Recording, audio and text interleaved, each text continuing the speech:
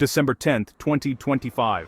Satellite images reveal the Chinese vessel Zhulong 3, a massive icebreaker carving its way through the frozen expanse of the Arctic. But this time, it's not alone. Escorted by a heavily armed destroyer, the ship is navigating the Northwest Passage, far from its declared research zone, raising eyebrows across the globe.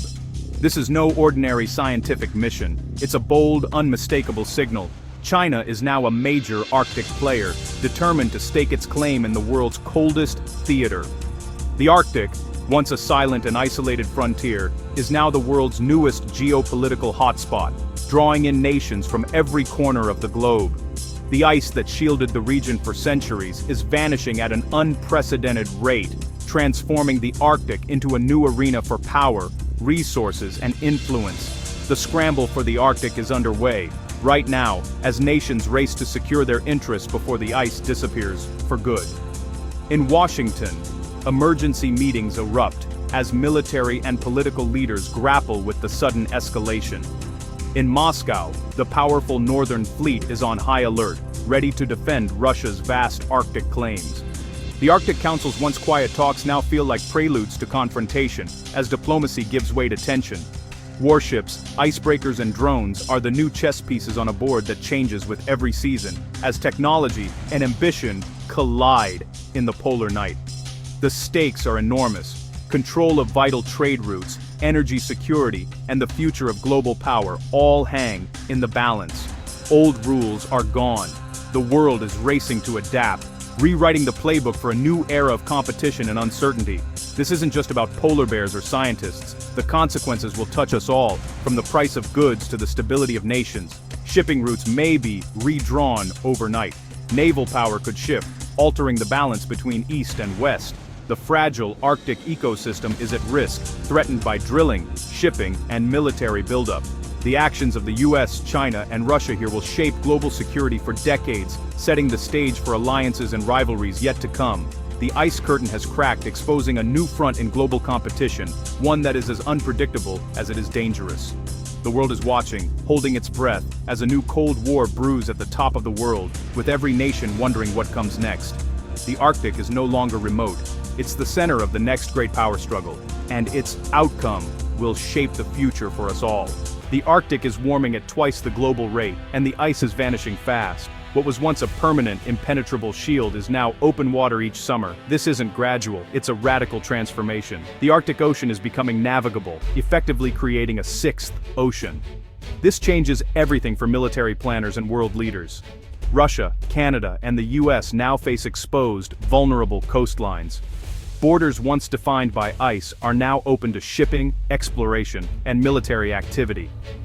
The melting ice is the starting gun for a new global race, for access, resources, and power.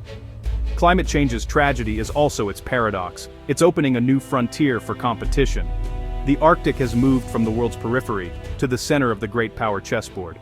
Understanding this shift is key to understanding the new Arctic race. As the Arctic ice melts at an unprecedented rate, it reveals not just a changing landscape, but two extraordinary prizes hidden beneath its surface for millennia. These are resources and routes, both of which are now up for grabs in this remote icy expanse. The region is believed to contain a staggering 13% of the world's undiscovered oil, and an incredible 30% of its natural gas reserves, plus rare earth minerals that are absolutely vital for powering modern technology, from smartphones to electric vehicles. For resource-hungry nations, the Arctic is the last great untapped prize, a frontier that could reshape global energy markets. The second treasure is just as valuable: new shipping lanes that are opening as the ice retreats. The Northern Sea Route, for example, can cut travel time between Asia and Europe by up to 40%, saving both time and fuel. As the ice continues to recede, these routes become increasingly viable, promising to revolutionize global trade and logistics. Control over these lanes means control over the future of international commerce and shipping. For China, this is a potential game changer, opening new doors for trade and influence. For Russia, it's nothing less than a lifeline for its vital energy exports. The rapid development of infrastructure for resource extraction and shipping is creating a powerful feedback loop, drawing the world's great powers ever further north. The pursuit of black gold and blue lanes is transforming the Arctic into a new economic frontier, full of opportunity and risk. The race is on, the competition is fierce, and the stakes for the future are enormous. Three powers dominate the Arctic chessboard: Russia, the U.S., and China. This frozen frontier, once overlooked, is now a stage for global ambition and rivalry. Russia, with the longest Arctic coastline, is rapidly building up military bases, expanding ports, and strengthening its powerful northern fleet to secure its interests. For Moscow, the Arctic is both a shield against threats and an economic engine, rich in untapped oil, gas, and minerals that could fuel its future.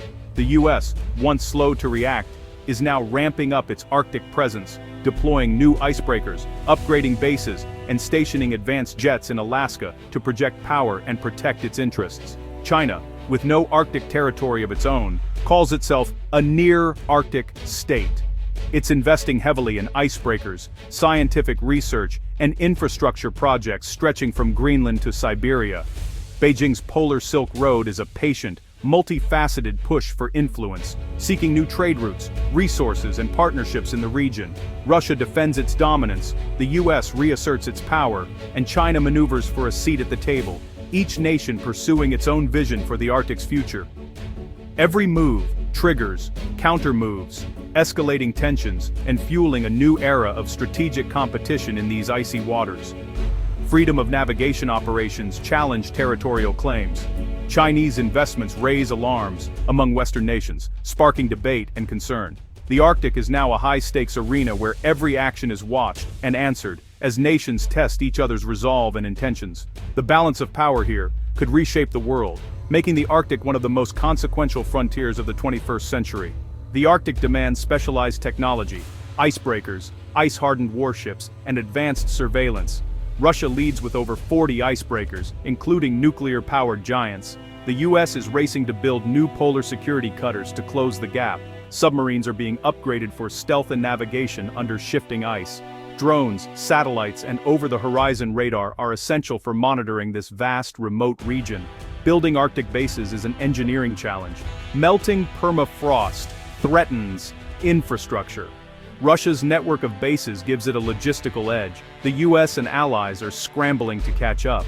Crews need specialized training to survive and operate in these extreme conditions. In the Arctic, success is about both hardware and human resilience. The race for technological superiority is a race for survival and dominance. The Arctic's competition is also a legal and diplomatic battle.